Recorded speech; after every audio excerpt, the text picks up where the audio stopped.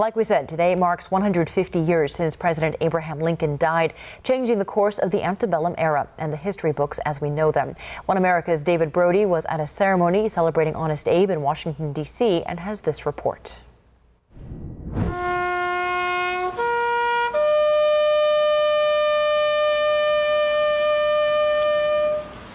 $70 years ago, the 16th President of the United States tragically died.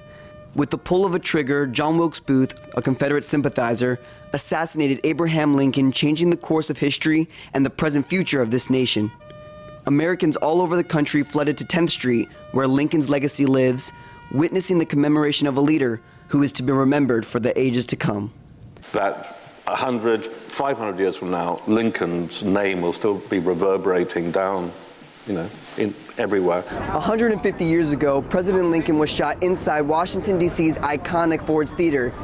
He would later die across the street in the Peterson House this very morning at 7:22.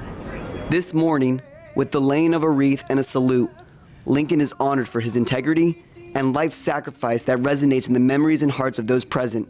What Lincoln, I think, was trying to teach Americans is you have to remember the sacrifices of those who went before you, and you have to appreciate those sacrifices. And if you forget them, you take for granted the legacy that you've been given. His legacy, advocating freedom for all, is something people still yearn for today. But what it cost him was his own freedom, his own life. Drew Brody, One America News, Washington.